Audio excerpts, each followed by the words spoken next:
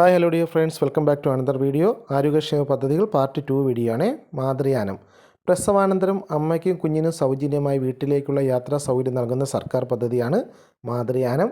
വനിതാ ശിശു വികസന വകുപ്പും സാമൂഹ്യ മിഷനും ചേർന്നാണ് മാതൃയാനം പദ്ധതി നടപ്പിലാക്കുന്നത്. ശ്രുതിമധുരം കോട്ടയം ജില്ലയിൽ കേൾവിക്കുറവുള്ളവർക്കായി ആരംഭിച്ച പദ്ധതിയാണ്.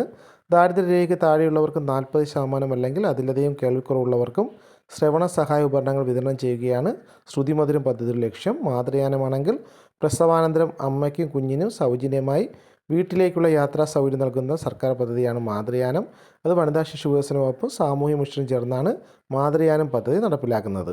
മിഴി എന്ന് പറയുന്ന പദ്ധതിയാണെങ്കിൽ ആരോഗ്യ കുടുംബക്ഷേമ വകുപ്പിൻ്റെ നേതൃത്വത്തിൽ സർക്കാർ എയ്ഡഡ് സ്കൂളുകളിലെ കുട്ടികൾക്ക്, കാഴ്ചക്കുറവുള്ള കുട്ടികൾക്ക് സൗജന്യ കണ്ണടകൾ വിതരണം ചെയ്യുന്ന പദ്ധതിയാണ് മിഴി.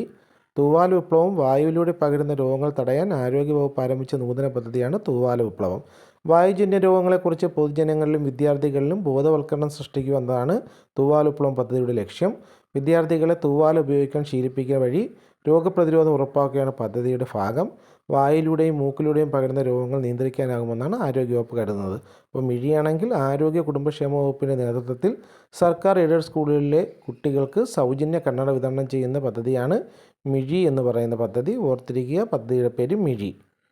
V care. കേരള സാമൂഹ്യ സുരക്ഷാ മിഷൻ മുഖേന നടപ്പിലാക്കുന്ന വിഭവ സമാഹരണ പദ്ധതിയാണ് വി കെയർ. സർക്കാർ നൽകുന്ന ധനസഹായത്തിന് പുറമെ കോർപ്പറേറ്റുകൾ, ഫൗണ്ടേഷനുകൾ, സന്നദ്ധ സംഘടനകൾ, പൊതുമേഖലാ സ്ഥാപനങ്ങൾ, തദ്ദേശ സ്വയംഭരണ സ്ഥാപനങ്ങൾ തുടങ്ങിയവയിൽ നിന്നും സഹായം സമാഹരിച്ച് ജീവകാരുണ്യ പ്രവർത്തനങ്ങൾ നടത്തുകയാണ് വി കെയർ പദ്ധതിയുടെ ലക്ഷ്യം.